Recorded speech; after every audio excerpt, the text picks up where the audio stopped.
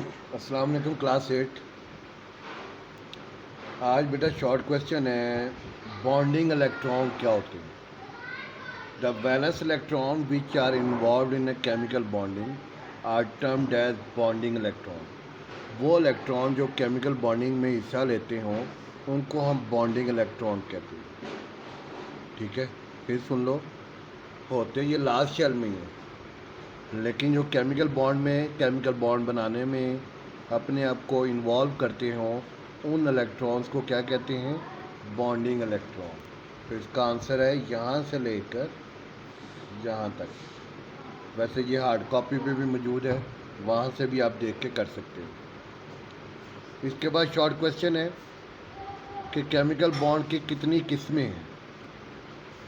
ये आपको नज़र आ रहा है, सिर्फ नाम लिखने हैं। Ionic bond, covalent bond, dative covalent और कोऑर्डिनेट कोवलेंट बॉन्ड जिसका दूसरा नाम है, और चौथा है मेटेलिक बॉन्ड। यानी दो एटम किस किस तरीके से जुड़ सकते हैं, आयनिक बॉन्ड से, कोवलेंट बॉन्ड से, डेटिव कोवलेंट बॉन्ड से या मेटेलिक बॉन्ड से। ये चार नाम याद करने हैं।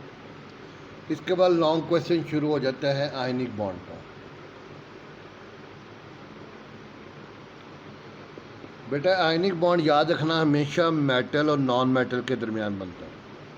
अब मेटल के कौन से ग्रुप है, 1, 2 और 3। लेकिन 1, 2 वाले जो मेटल हैं ये अच्छे मेटल हैं जो इलेक्ट्रॉन को लूज़ जल्दी कर देते हैं और पॉजिटिव आयन बन जाते हैं। लेकिन जो नॉन मेटल हैं 15 से लेकर 17 तक वो इलेक्ट्रॉन गेन करते हैं। ये बहुत दफ़ा बात हुई है। ठीक है, इलेक्ट्रॉन गेन करते हैं, उनके पास इलेक्ट्रॉन नेगेटिविटी एलिमेंट ज़्यादा होते हैं, उनकी इलेक्ट्रॉन अफिनिटी ज़्यादा होती है। अफिनिटी का मतलब इलेक्ट्रॉन खींचने की पावर।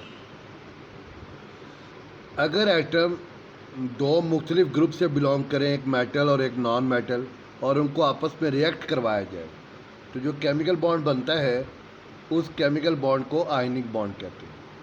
होता क्या है कि एक एटम इलेक्ट्रॉन ट्रांसफ़र कर देता है दूसरे एटम को मुकम्मल, यानी एक पॉजिटिव बन जाता है और एक नेगेटिव बन जाता है। ये इसकी डेफिनेशन है।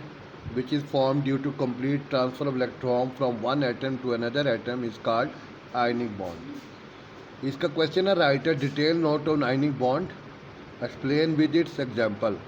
सबसे सादा एग्जाम्पल इसकी नमक की है, NaCl की। Formation of NaCl is a good example of this type of bond.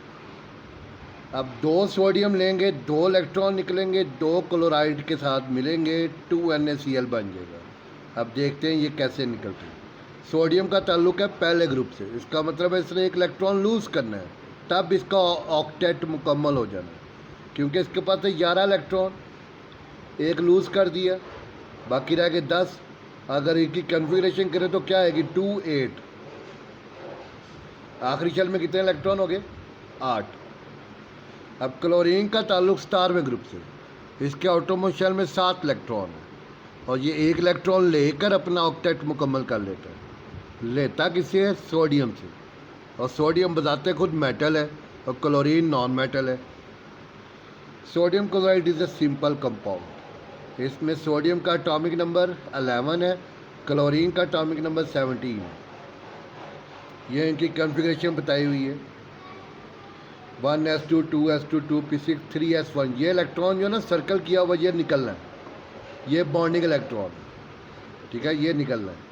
और इस तरह 1s2 2s2 2p6, ये 1 इलेक्ट्रॉन जब इसको मिल जाएगा p में भी 6 हो जाएंगे, 2 जमा 6 कितने हो गए, 8। ये भी ऑक्टेट मुकम्मल हो जाएगा। या इसको ऐसे भी लिख सकते हैं, सोडियम ने इलेक्ट्रॉन लूज़ करना है और ये लूज़ किया हुआ इलेक्ट्रॉन किससे लेना है, क्लोरीन ने। ठीक है, नेक्स्ट पेज पे है।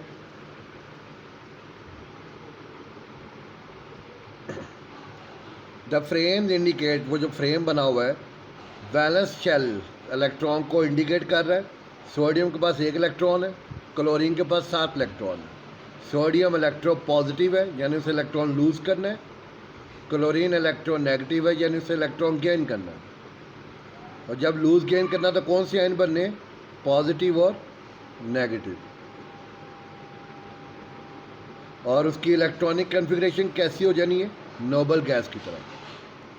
सोडियम की कैसी होगी, नियॉन की तरह, और क्लोरीन की कैसी होगी, आर्गॉन की तरह। जब एक इलेक्ट्रॉन लूज हुआ सोडियम से तो वो सोडियम प्लस बन गया, उसके 8 इलेक्ट्रॉन रह गए सेकंड शेल में। इसी तरह क्लोरीन ने जब एक इलेक्ट्रॉन गेन किया तो उसके 18 इलेक्ट्रॉन हो गए, और वो भी 8, उसके ऑटोमो शेल में भी 8 इलेक्ट्रॉन हो जाएंगे। अब हमें पता है पॉजिटिव और नेगेटिव आयन की आपस में अट्रैक्शन होती है, जिसको इलेक्ट्रोस्टैटिक फोर्स कहते हैं। ठीक है, NaCl बन जाएगा।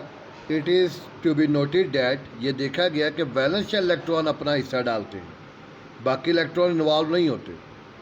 ऐसे रिएक्शन में हीट आमतौर पर निकलती है, और जो कंपाउंड इस किस्म की बॉन्डिंग रखता है उसको आयनिक कंपाउंड कहते हैं। और इसमें हीट निकलती है, और जो कंपाउंड इस किस्म की बॉन्डिंग रखता है उसको क्या कहते हैं, आयनिक कंपाउंड। कोई कटिंग नहीं है, कोई कुछ नहीं है, सारा याद करना है। याद करने के बाद इसको आप रफ कॉपी पे लिख लेना। ये एक इम्पॉर्टेंट लॉन्ग क्वेश्चन है। ठीक है, अगर समझ नहीं आई तो मेरे से डिस्कस कर लेना, या इसको दोबारा सुन लेना। अल्लाह हाफिज़।